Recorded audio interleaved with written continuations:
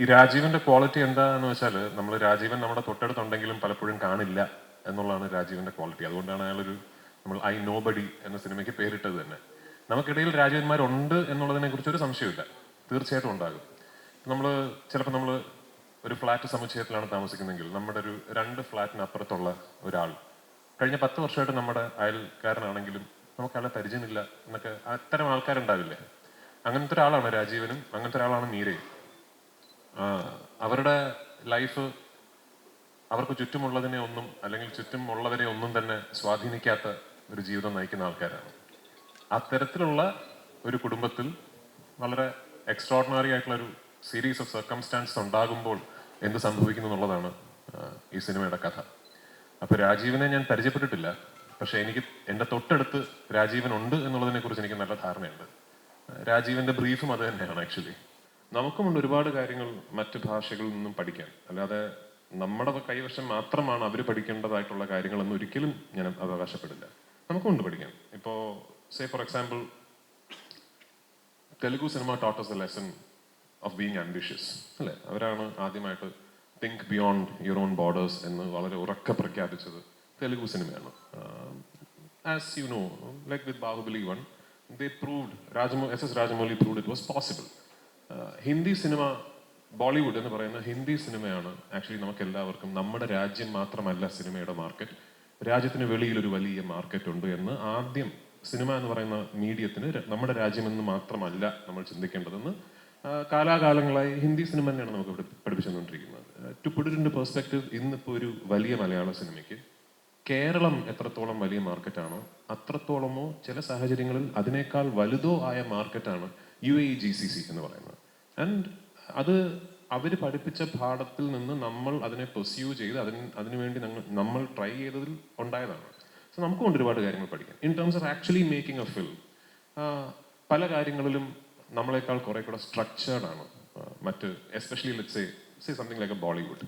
Structured ആയതുകൊണ്ട് better ആണോ എന്ന ചോദ്യത്തിന് it's an ambiguous answer, not always. Malayalam cinema is beautifully informal. ആ രീതിയിൽ നമ്മളൊരു we work like a mom and pop shop. നമ്മളൊരു ഇപ്പൊ എനിക്ക് എൻ്റെ അടുത്ത സിനിമയിൽ പാർവതി അഭിനയിക്കണമെങ്കിൽ ഐ വിൽ കോൾ ഹെർ, അവിടെ ഒരു കഥ കേൾക്കാൻ പറ്റുമോ എന്ന് ചോദിക്കും. ഷീ വിൽ സേ ആരാണ് വരാൻ പറയാൻ. മേ ബി മറ്റൊരു ഇൻഡസ്ട്രിയിൽ that might not be possible. ആദ്യം അവരെ ഹാൻഡിൽ ചെയ്യുന്ന ഏജൻസിയെ അറിയിക്കണം. ആ agency will have one particular person managing that artist. അപ്പോൾ ആ agency will then pass the message on to that manager. Then that manager നമുക്കൊരു മെസ്സേജ് അയക്കും. Sir, thank you for reaching out to so and so. I heard you would like to pitch a subject, how can we proceed with this. നമുക്ക് അങ്ങനെ ഒരു structure ഉണ്ട്. മലയാളത്തിൽ അതില്ല. അതില്ലാത്തത് is good, I believe, because നമ്മളൊരു ചെറിയ informal ഇൻഡസ്ട്രിയാണ്. നമ്മുടെ ആ ഇൻഡസ്ട്രിയുടെ ഇൻഫോർമൽ എന്ന് ഞാൻ വിശേഷിപ്പിക്കുന്ന കൾച്ചറും കൂടിയാണ് responsible for the kind of cinema we make.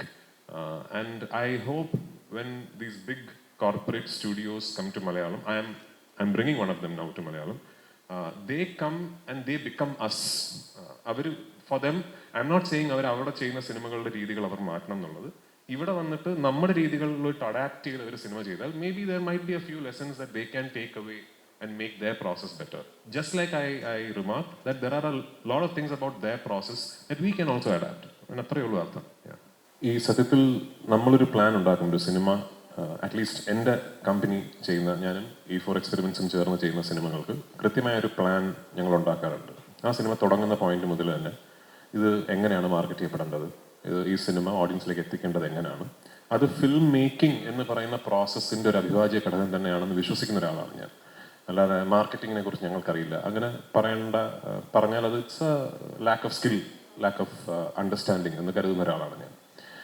പക്ഷെ നമുക്കിന്ന് കൺട്രോൾ ചെയ്യാൻ പറ്റാത്ത എന്താണെന്ന് വെച്ചാൽ is how the information is spread, അല്ലെങ്കിൽ ദ സ്പ്രെഡ് ഓഫ് ഇൻഫർമേഷൻ നമുക്ക് കൺട്രോൾ ചെയ്യാൻ പറ്റില്ല.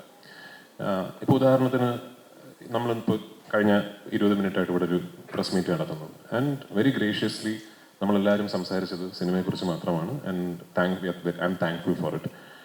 ബട്ട് നാളെ നിങ്ങളുടെ ഒരു ഹെഡ്ലൈൻ അല്ലെങ്കിൽ നിങ്ങളുടെ ഒരു ഹൈപ്പർ ടെക്സ്റ്റ് എന്ന് പറയുന്നത് could be something very very different.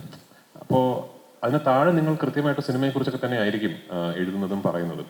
പക്ഷെ പലപ്പോഴും ഇന്നത്തെ ഒരു അറ്റൻഷൻ സ്പാനിന്റെ ലാക്ക് ഓഫ് അറ്റൻഷൻ സ്പാൻ കാരണം ഒരു ഹെഡ്ലൈൻ വായിച്ചിട്ട് കാര്യങ്ങൾ അസ്യൂം ചെയ്യുന്ന ഒരു പ്രതീതി ഇന്ന് മൊത്തത്തിലുണ്ട്.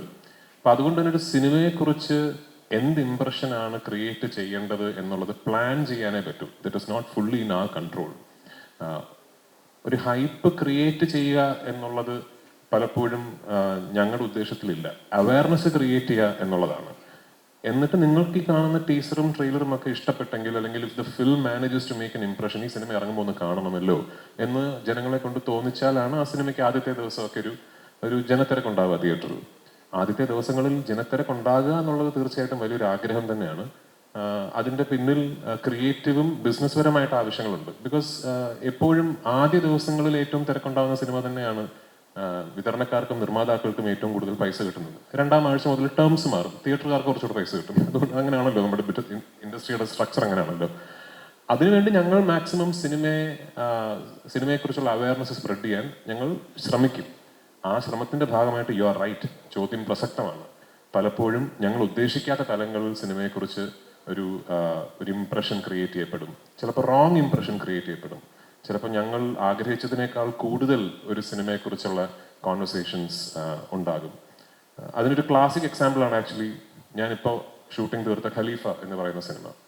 സത്യത്തിൽ ഞങ്ങൾ അതിനെക്കുറിച്ചൊരു ഗ്ലിംസും, കഴിഞ്ഞ വർഷം എൻ്റെ ബർത്ത്ഡേക്ക് ഇറങ്ങിയ ഒരു ഗ്ലിംസും പിന്നെ 1-2 പോസ്റ്റേഴ്സ് മാത്രമേ കഴിഞ്ഞ ഒരു വർഷത്തിനിടയിൽ ഇറക്കിയിട്ടുള്ളൂ. ഇത് ഞാനെപ്പോൾ എവിടെ നടന്നു പോയാലും ആരോ മൊബൈൽ ഫോണിൽ ഒരു വീഡിയോ എടുത്തിട്ട് പാട്ട് വിട്ട് സ്ലോ മോഷനിൽ റെക്കോർഡിങ്ങും ചെയ്ത് അത് ഇൻസ്റ്റഗ്രാമിൽ ഇടുമ്പോൾ അതിനെക്കുറിച്ചൊരു കോൺവെർസേഷൻ ഉണ്ടാകും. പിന്നെ ആ സിനിമയെക്കുറിച്ച് വീണ്ടും ഒരു വർത്തമാനം ഉണ്ടാകും. ഞങ്ങൾ ഉദ്ദേശിച്ചല്ലത്. That's not in our control.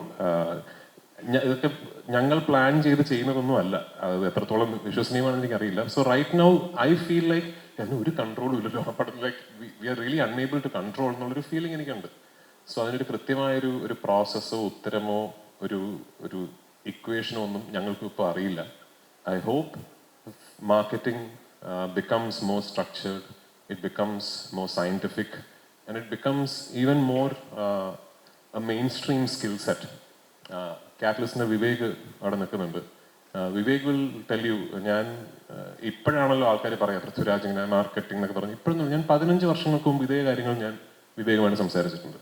That how cinema needs to be marketed, അതിൻ്റെ റെസ്പോൺസിബിലിറ്റി ആരുടേതാണ്, വൈ ഇസ് ഇറ്റ് നെസസറി എന്നൊക്കെ ഞാൻ ഇതുപോലെ സിനിമ റിലീസ് സംബന്ധിച്ച് പ്രസ് മീറ്റുകളും ഒക്കെ നടക്കുന്നതിന് മുമ്പൊരു കാലമുണ്ടല്ലോ, അന്ന് ഞാൻ ഇതിനെക്കുറിച്ച് സംസാരിച്ചിട്ടുണ്ട്. So I am happy that people are now we are actively participating in it. There is still a long way to go to actually get it right.